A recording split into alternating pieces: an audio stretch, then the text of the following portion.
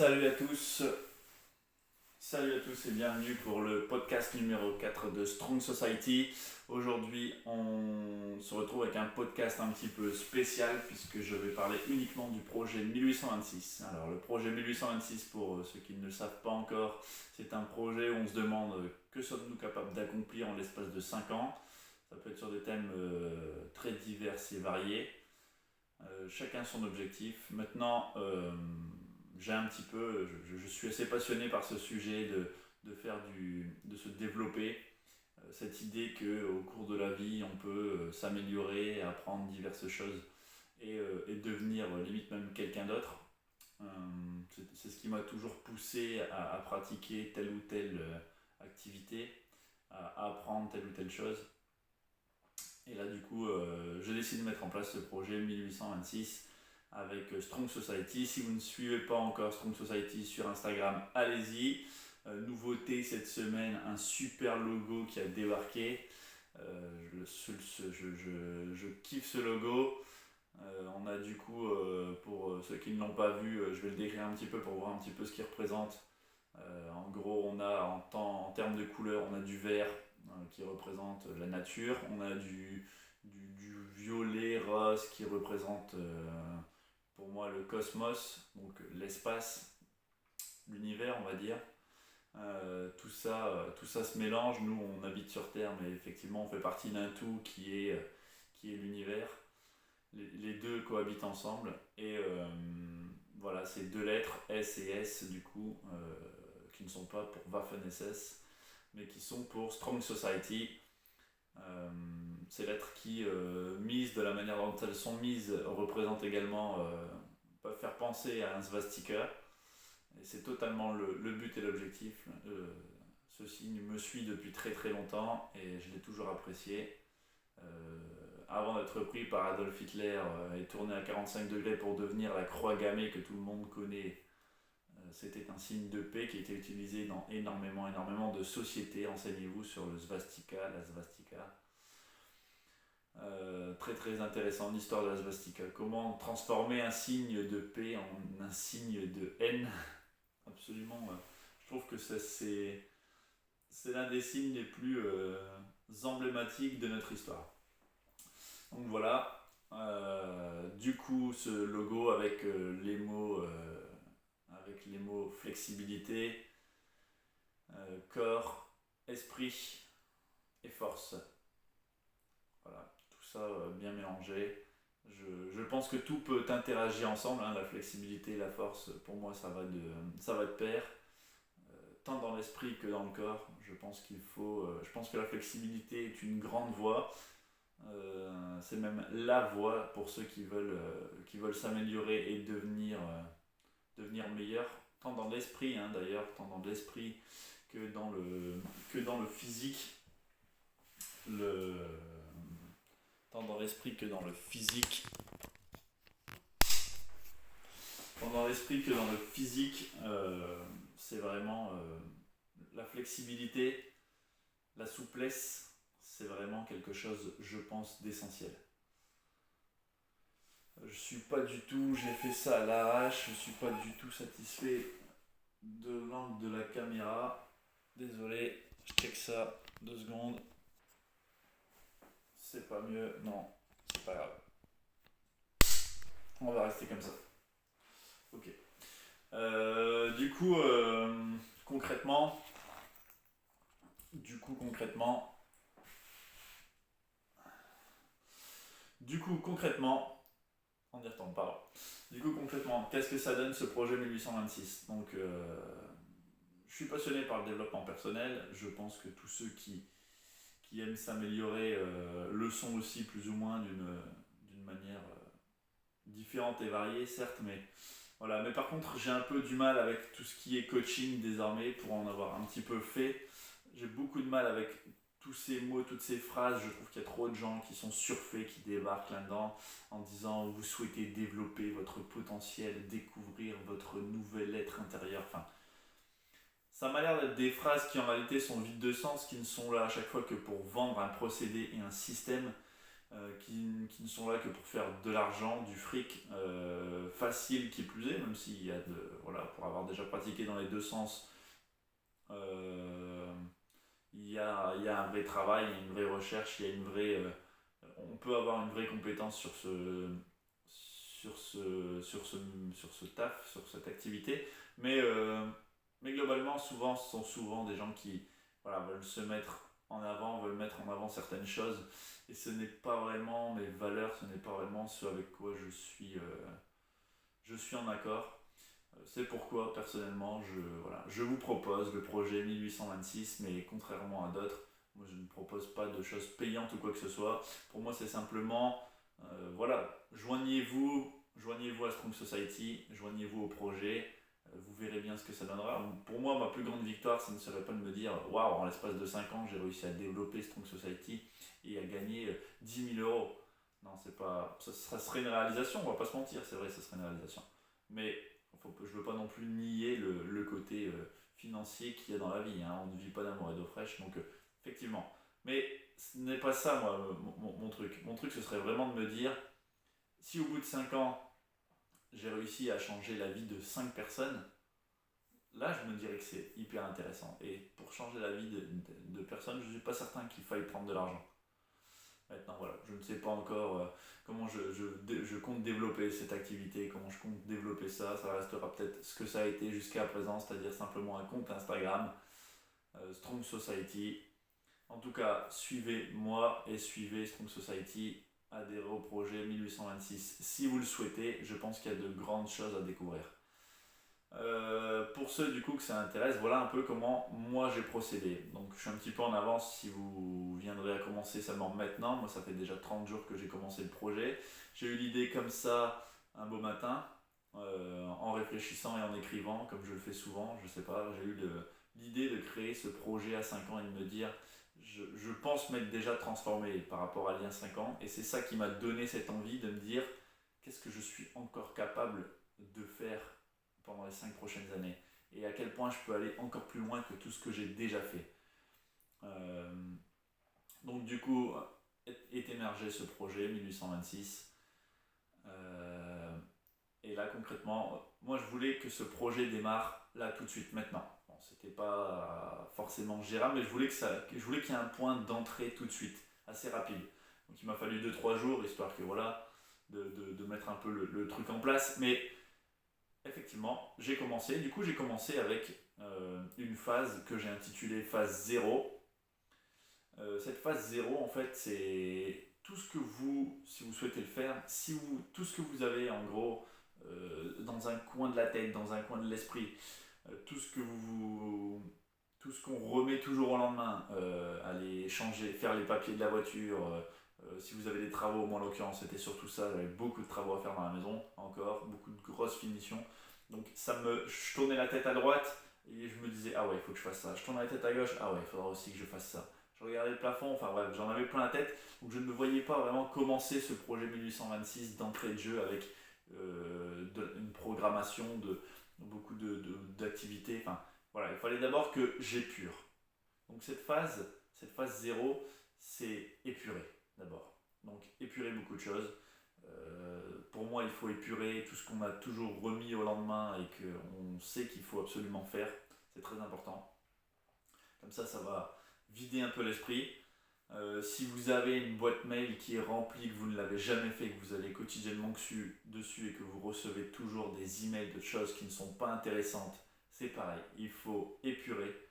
Vous cliquez sur le mail, vous allez tout en bas et vous cliquez sur vous désabonner à chaque fois. Ça vous permet d'avoir une boîte mail où vous allez avoir 2-3 mails vraiment importants tous les jours plutôt que d'en avoir une dizaine ou une vingtaine qui vont venir vous polluer. Rangez vos photos sur votre téléphone, créez des dossiers pour que ce soit mieux ordonné, mettez ça sur carte SD si vous avez peur de les perdre, etc. Enfin, toutes ces petites choses qui peuvent vous polluer au quotidien. Voilà, faites le tri si vous êtes encore sur les réseaux sociaux, faites le tri sur vos réseaux sociaux, vous suivez des milliers de personnes. Est-ce qu'il y a vraiment un intérêt à suivre des milliers de personnes? Sans doute pas. Alors, épurer, c'est pareil. Et là où pour moi il est vraiment très important d'épurer dans sa maison, tout ce qu'on possède comme affaires, est-ce qu'on en a vraiment besoin ou est-ce qu'on peut les balancer, ou est-ce qu'on peut les jeter, les donner, les peu importe, mais il faut épurer au maximum. Il faut épurer. Et un autre item sur lequel pour moi c'est très important d'épurer, je le fais souvent, je l'ai encore refait là, c'est d'épurer dans ses vêtements. Parce qu'on a toujours trop de vêtements. Et donc du coup pour moi c'est important dans cette phase zéro, épurer ses vêtements, épurer sa commode. Comment épurer votre commode, comment épurer votre dressing? Je vous donne ma méthode parce que sincèrement, je connais la méthode des trois quarts des gens. On prend un vêtement, on se dit non, c'est vrai que je ne l'ai pas porté, mais je vais le porter cette année. Je sais que je vais le porter cette année. Non, non. Si vous l'avez depuis 3 ans, que ça fait 1 an que vous ne l'avez pas porté, vous n'allez pas le porter. Je vous le dis tout de suite. C'est comme ça que ça fonctionne. Vous sortez tous vos vêtements, tout, et vous les re-rangez les uns après les autres. Je trouve que la méthode militaire pour ranger, c'est-à-dire plier en forme de boudin, c'est très pratique pour éviter les plis et on peut ranger beaucoup plus de vêtements ensemble. Et quand on les enlève, on a tendance à moins les froisser. Petite méthode. J'ai pas fait l'armée, mais je connais mes basiques. Et du coup, voilà, vous ne posez pas la question est-ce que je vais le porter? Vous posez la question est-ce que depuis 1 an je l'ai porté? Bon, effectivement, n'allez pas acheter le costume que vous mettez pour les mariages parce que vous n'avez pas été à un mariage pendant 1 an, hein, soyez pas bêtes.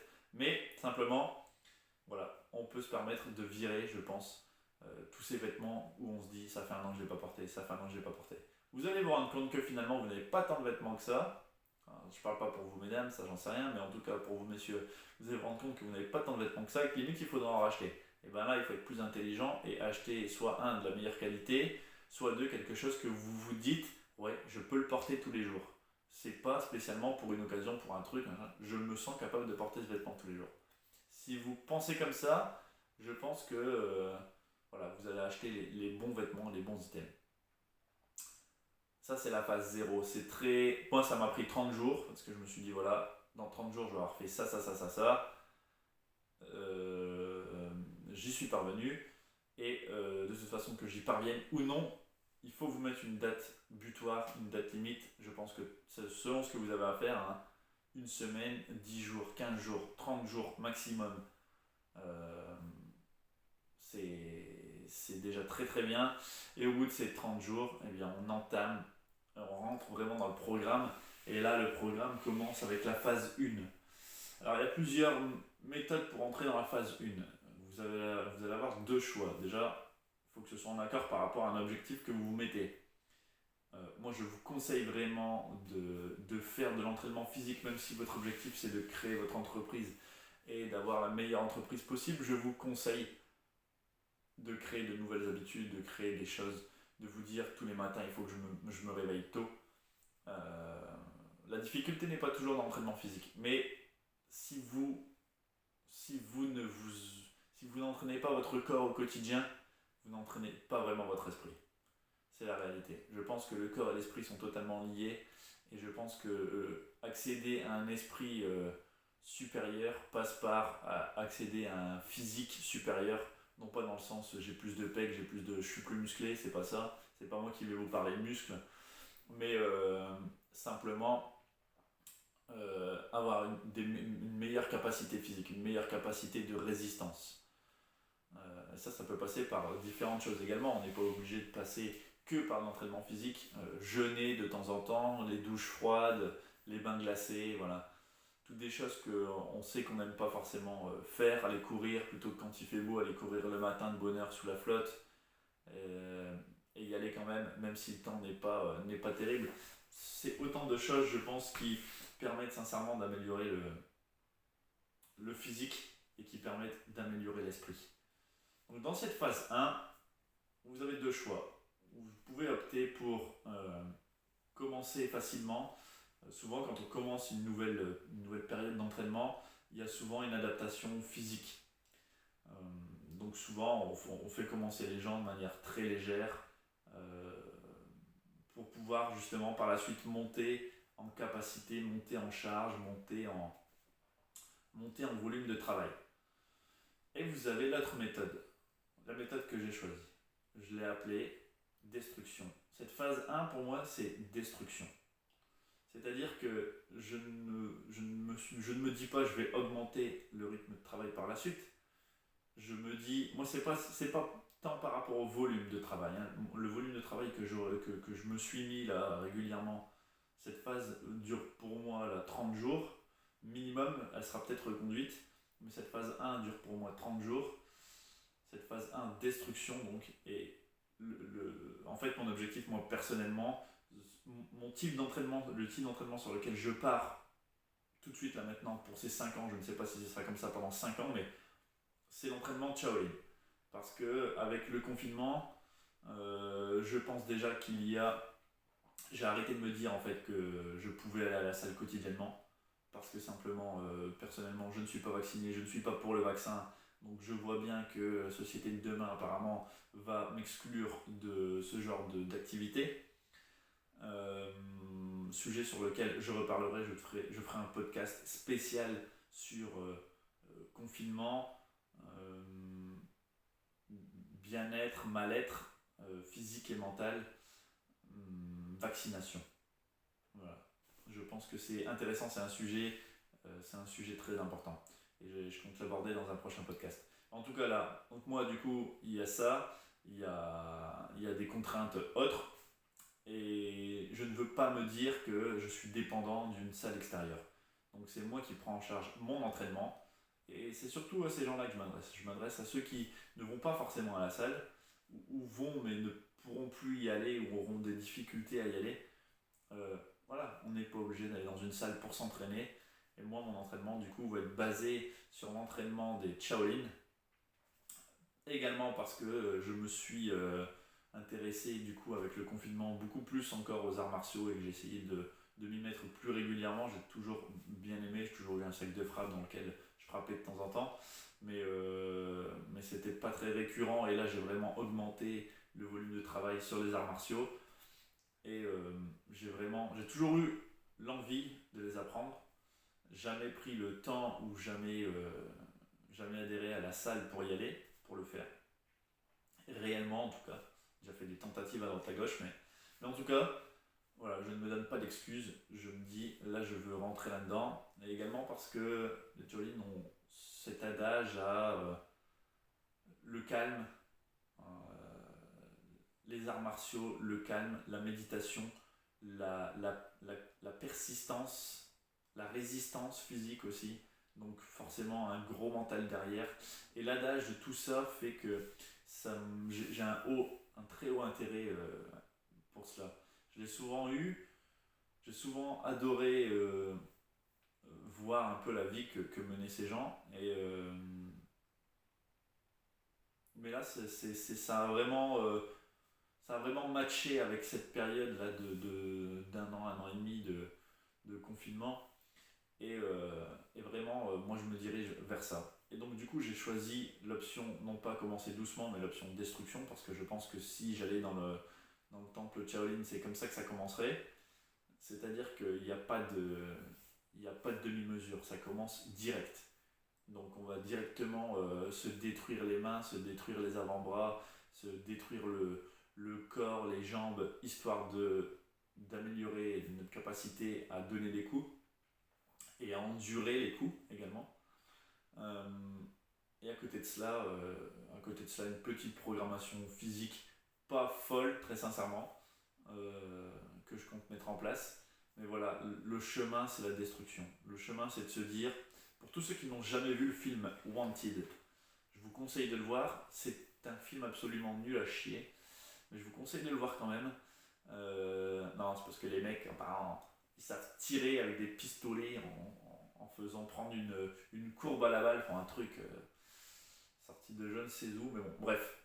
Mais il y a un truc très intéressant dans Wanted, c'est que l'histoire du personnage principal dans Wanted, le mec, en fait, il n'est personne. Il a un job pourri, il habite dans un appartement pourri où il entend le métro faire vibrer ses murs le soir. C'est pour ça que je dis à tout le monde, faut aller vivre à la campagne. Et du coup, ce mec, en gros, on lui dit qu'en fait, il a des capacités, c'est juste qu'il les a jamais explorées. Donc il arrive dans un endroit Et la scène qui vraiment me perturbe dans ce film, j'adore cette scène. Enfin, ça doit pas être marrant, mais j'adore cette scène. Le mec se fait tabasser, en fait. Tous les jours, il se fait tabasser et ensuite il le met dans une sorte de gel, je ne sais pas trop quoi. Un truc qui, en gros, le reconstitue, on va dire, pour le retrouver à 100%. Et il lui recasse la gueule encore et encore, et ainsi de suite, et ainsi de suite. Et à la fin, le mec, en fait, c'est limite une machine, quoi.